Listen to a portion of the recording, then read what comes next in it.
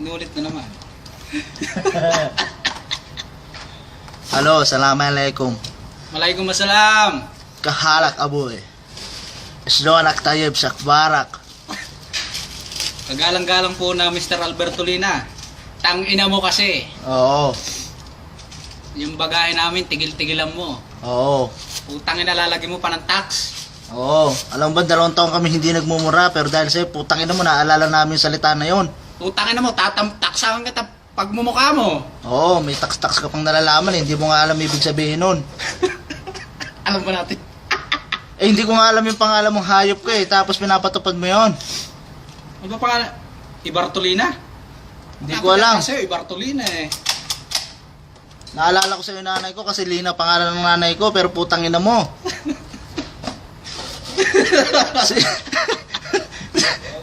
Sila may papabagay sila, ako wala. Pero putang ina mo naman.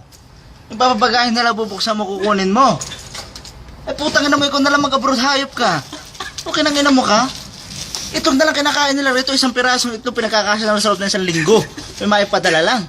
Tapos bubuksan mo, kukunin mo. Abi, okay nang ina mo ka. Ultimo ang itlog, hindi na namin may prito kasi walang pambili ng mantiga. Putang Lalagyan ina mo pa ng tax yung aming bagahe. Oo, okay Tangina nang ina yan. mo ka. Okay nang ina mo ka. Yun yung itlog, kahit ilalabo na lang, hindi na namin tinutubigan kasi sayang yung tubig. Sinasabay na sa kanin. Oo. Tangin lang yan. Kasi yung kanin, dinudukot na lang namin sa ibang lahi. Okay nang ina mo. Kamay naririnig. Narinig ba? Putang ina mo, hayop na yan. Ang dahil ko pa naman biniling ginto. Tapos tataksan mo lang. Hindi ko na ipapadala. Hayop na yan. Sinasabi ko sa'yo, yung padala namin, pag yan, sintas na lang yung dumating sa sapatos. Putang ina. Ibibigti ko sa'yo yun. Tama yun. Ang ina mo, laki-laki ng sahod mo. May pati yun eh. Hayop na yan. Tang ina mo, 2 box yun. Pag nakarating, 1 lang. Putang ina mo, ikaw ang ibabox ko pag uwi ko. Nakita mo ba yung mga video? Nakita mo ba yung mga picture? Mga pinagagawa nyo kalokohan? Okay nang ina nyo, bubuksan nyo tapos sisiraan nyo yung gamit yung makukunin nyo.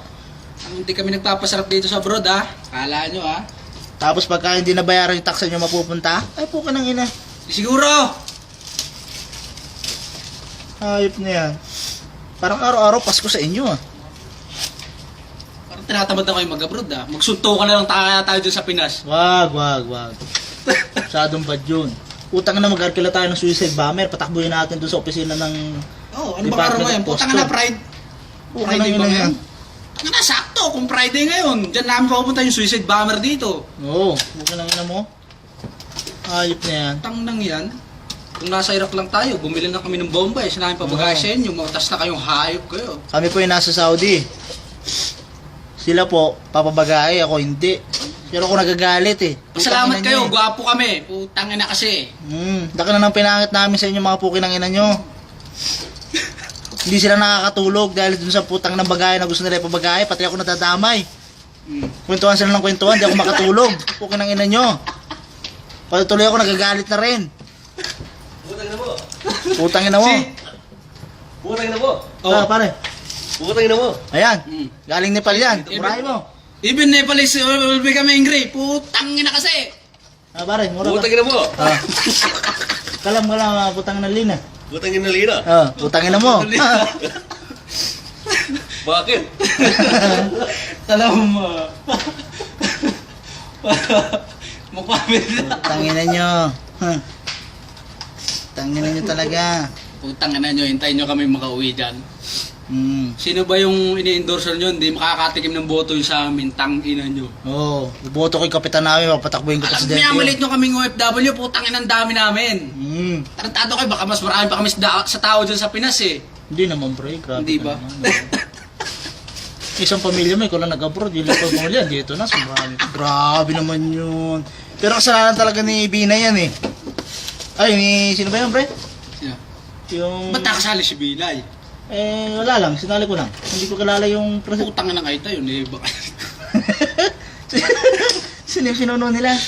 Si Lina. Okay nang ina mong Lina ka. Hindi nga kita nakikita sa picture eh. Ay, nakakalimutan ko lagi yung pangalan nun, pero naalala ko pag yung Ibartolina, yun. Okay nang ina mo. Yun lang. Okay nang ina, nag-express lang kami ng nawala yung feelings gamit ko. namin. Putang ina mo, kinuha mo yung gamit ko. Tang na hindi ko pa naipabagahin, wala na agad. Yung kabahay namin na ibang lahi, nawala yung plato. Alam mo, pinagbintangan, ikaw, Lina. Lina daw ang kumuha, Lina. Putang ina yan, pati ikaw na Nasaan na yung, pagbintangan dito. nasaan na yung gantag ko? Putangin na mo ka, Alberto Lina, kinuha mo siguro. Tangin na mo ka, hindi ko pa nga naipadala, kinukuha mo na agad. Tado. Tinangina mo ka, pati yung tsinelas nung karumate namin nawala. Putang na, ikaw rin pinagbibintangan. Pati yung putangin ng yung Egyptian, hindi nagbubuhos. Nakakiragyan. Putang na, pati yung... Kasalanan mo kasi kaya hindi siya nagbubuhos. Putang, pati yung Kasi binubuksan mo yung bagahe naming mga OFW. Hindi nagbubuhos sa CR ngayon. Ang ina mo. Pati yung nadamay mo. Oh, yan lang. Okay nang ina mo ka. Mhm.